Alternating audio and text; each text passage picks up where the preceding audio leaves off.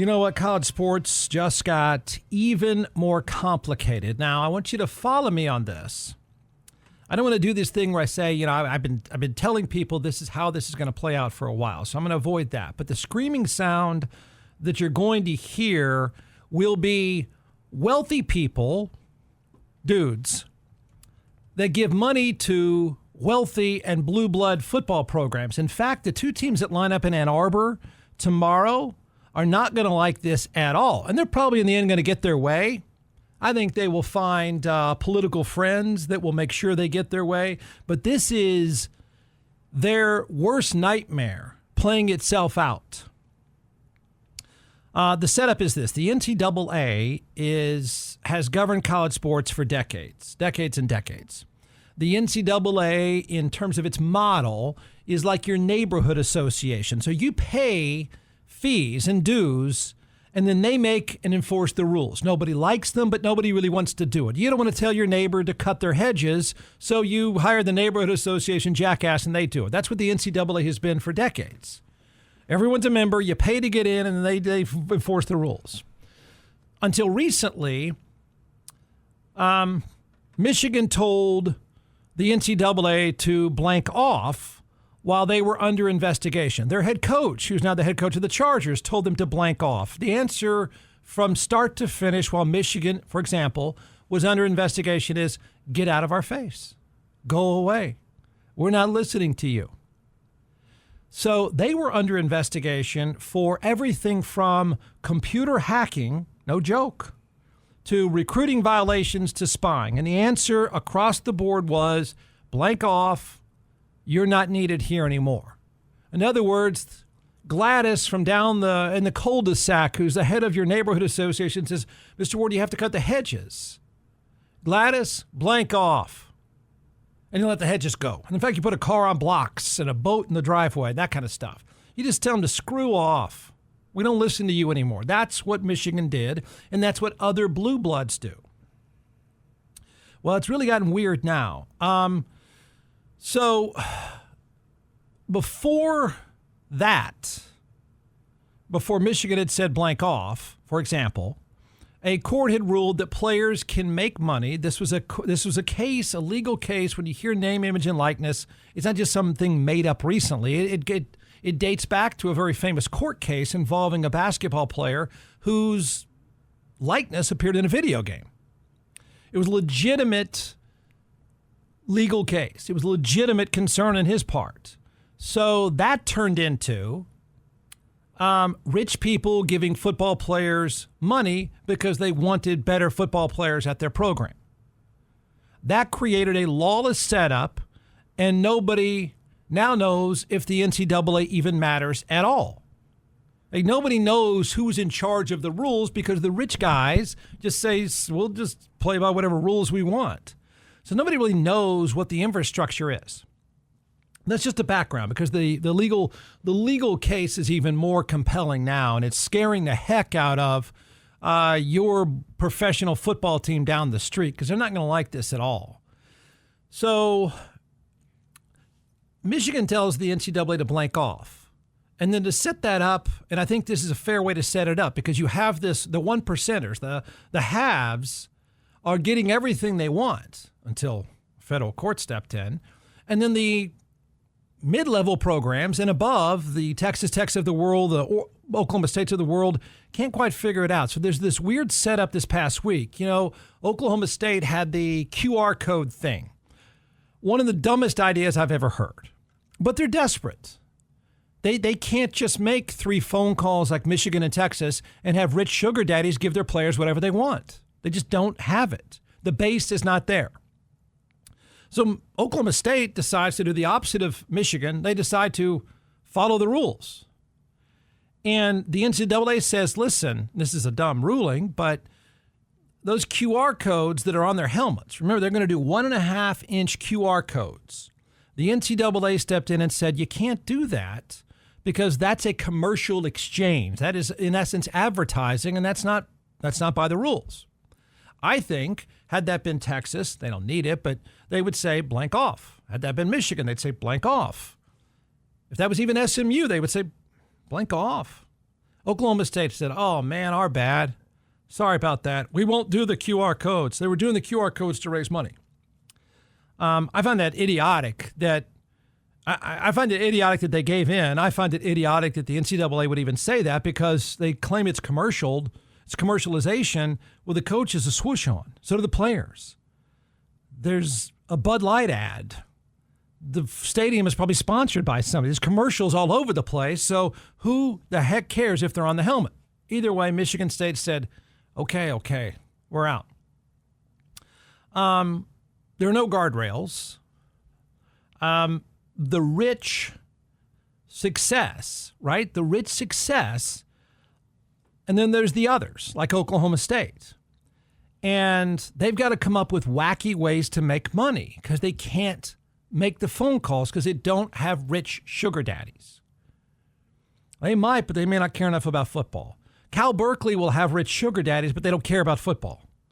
So the Texases of the world, the Michigans, Ohio State, even SMU, which I think is a huge story now, the schools with rich donors that care about football are succeeding. They're succeeding, and they're succeeding really quickly. I give you SMU, for example, just to tell you, how in the world did they make it back? You haven't noticed they've made it back. You're wrong. Do you think it's an accident that they're good again? Do you think it's an accident that SMU just won 11 games? Just today, there's a story on ESPN.com about a billionaire oil guy running the program. Do you think they started winning by accident? Do you think Texas made a Final Four and just completely pivoted as a mediocre program in the past several years, and all of a sudden they're in the Final Four, and they're going to be there again and again and again? You think it's an accident that SMU is succeeding and Clemson loses? Why do you think that is? So, you think it's an accident that Nick Saban is out? Why do you think that is? So the sport has very few rules, and that's exactly how the rich 1% want it. And this is the setup. They're buying their way to dominance. Now, you can like that. You can not like that. You know, if it's your school, you think it's funny and cute and cool, but they're buying their way to dominance. Or they're making an effort to buy their way to dominance. And the fact in SMU's case, they're not dominating yet, but they won 11 games. But a judge has created a big problem, and all of a sudden, they're not going to be happy. I have a prediction of what I think the rich players like Texas will do, and I predict it will involve lobbyists and your political heroes because they don't want to give up on the sugar daddy model. So here you go. Here's the story that came out today. It says a federal judge probed the terms of a proposed $2.78 billion settlement of antitrust lawsuits against the NCAA and major conferences and revealed a potential snag in the deal, questioning whether payments to college athletes from booster-funded organizations should be restricted. Got it? Get ready, Judge. Political hell is coming your way. It is. She has dared to say what I said from the very beginning. These aren't advertising deals. These aren't endorsement deals. These aren't really image deals. You've used some terms to move them around to find some rich guy that gives a running back a Lamborghini.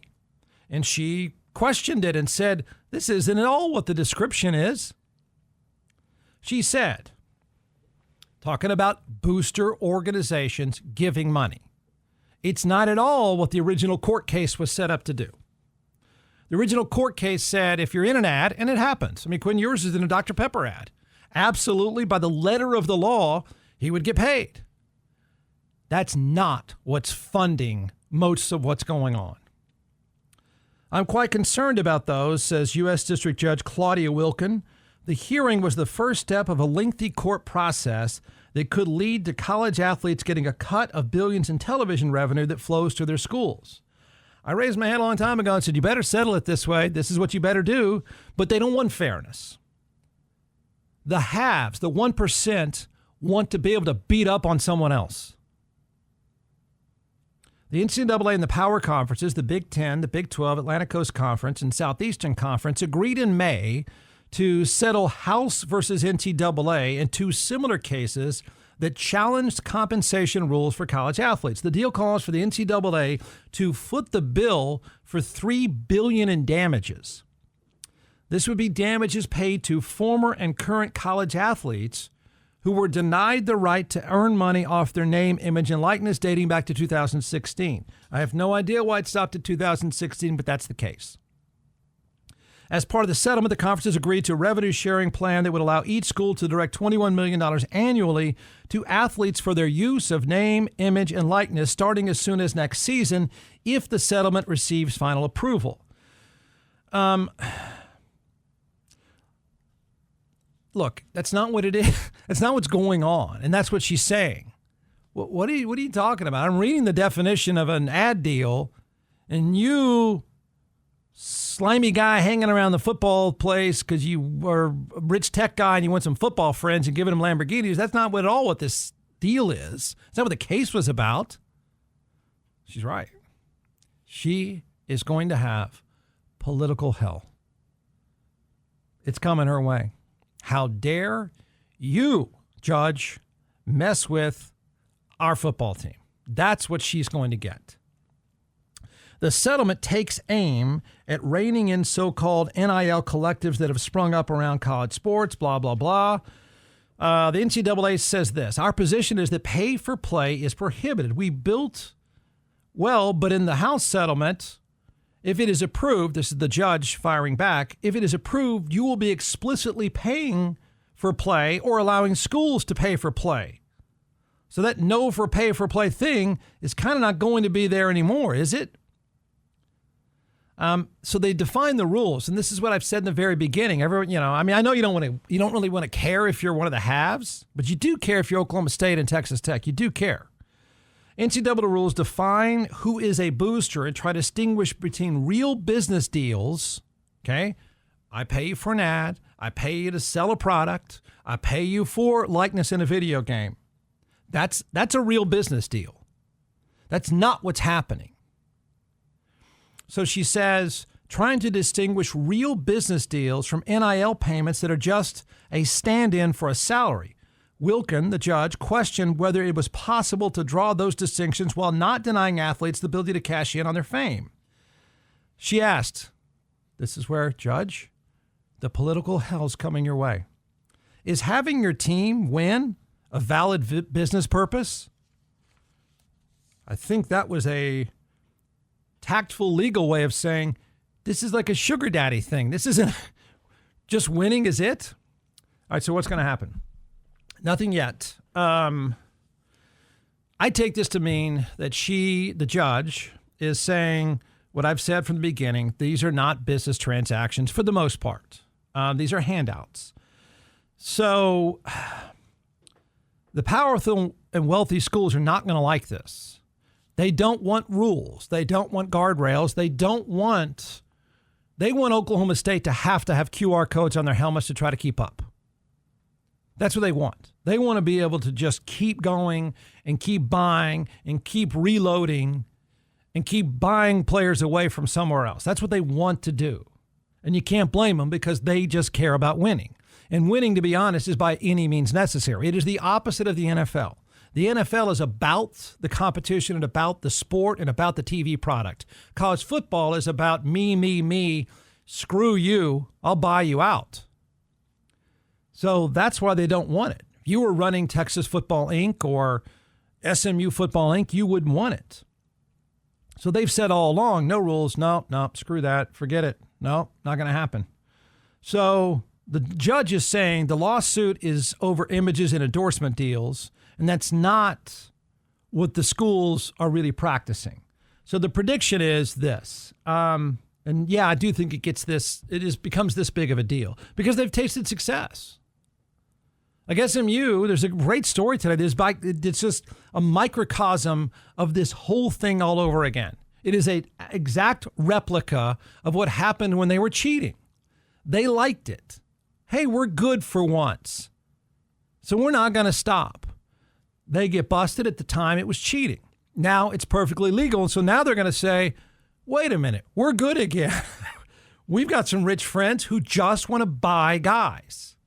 They're just sugar daddies, so leave us alone. The predictions. The next president is a federal judge. The next president will be hearing from political leaders in this state. Oh, I don't care which party it is, because they're going to be hearing from the football powerhouses and their lobbyists. And they're going to then tell, these rich men are going to say, Congressperson, Senator, you need to tell either President Trump or President Harris that the judge, the very good judge, maybe she'd like to be an ambassador to Switzerland.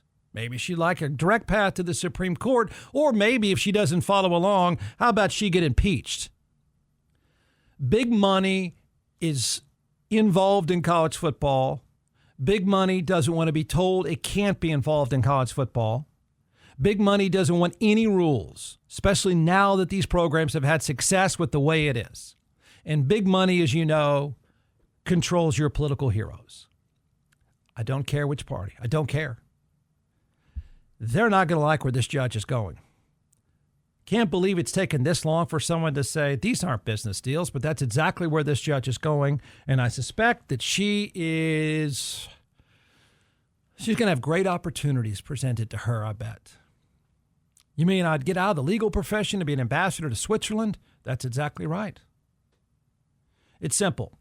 Think of it this way. I mean, just you can think how you really like it. Is the sport best served? Are you as a consumer? Because the NFL doesn't do this. The NFL doesn't operate this way. And you saw last night how great the NFL is, because it doesn't operate this way. But is the sport best served being a sport that's about Lamborghini handouts, or is the sport better, you're better served, the television product is better if it's about revenue sharing, coaching, salary caps, and recruiting?